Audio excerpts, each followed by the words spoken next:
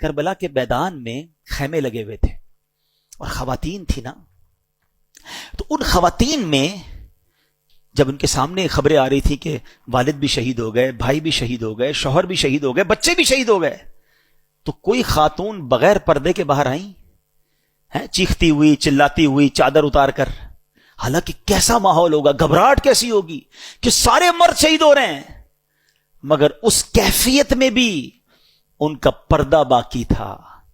کیسا پیغام دیا ان پردہ دار بیبیوں نے آنے والی نسلوں کی عورتوں کو کہ پنجتن کی غلامی یہ ہے کہ کسی صورت میں بھی پردہ نہیں ضائع ہونا چاہیے. مگر آج بازاروں میں گھوم رہی ہیں ہماری بہنیں بے پردہ، کہتے ہیں جناب عورت کی آزادی ہے. یہ کیسی عورت کی آزادی ہے؟ ایک طرف کہتے ہو کربلا امام حسین اور کربلا والوں کے چاہنے والے ہیں، اور دوسری طرف بے پردہ عورت کو گھومنا کہتے ہیں عورت کی آزادی ہے. بڑا پیارا واقعہ ہمارے نگران شورا نے پچھلے دنوں بیان میں سنایا. ایک غیر مسلم تھا، اس نے ایک مسلمان سے کہا کہ یہ تم لوگوں نے عورتوں کو قید کیا ہوا ہے، کوئی ہاتھ ہی نہیں ملا سکتا ان سے. ہمارے یہاں تو جو دیکھو شیک ہینڈ کر لیتا ہے، اور تم اپنی عورتوں کو دوسرے مردوں سے ہاتھ بھی نہیں ملانے دیتے. تو مسلمان نے کہا یہ بتاؤ تمہارے ملک کی ملکہ سے کوئی ہاتھ ملانا چاہے تو ملا سکتا ہے؟ کہا نہیں، ملکہ تو بہت بڑی شخصیت ہوتی ہے، اس سے تو چند سلیکٹڈ لوگ ہی ہاتھ ملا سکتے ہیں، باقی لوگ تو اس کے قریب بھی نہیں جا سکتے.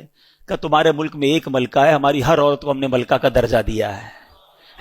ہماری ہر عورت کی عزت ہے، ہماری ہر عورت سے صرف وہی ہاتھ ملا سکتا ہے جس کو شریعت اجازت دیتی ہے، باقی ہر ایرا غیرہ نتھو غیرہ ہماری عورت کو ٹچ نہیں کر سکتا. یہ اسلام نے ان کو مقام دیا تھا، مگر ہم چاہتے ہیں نہیں جناب وہ مقام چھین لیا جائے اور عورتوں کو ان وحشت ناک لوگوں کے حوالے کر دیا جائے، اور کہتے ہیں یہ آزادی ہے.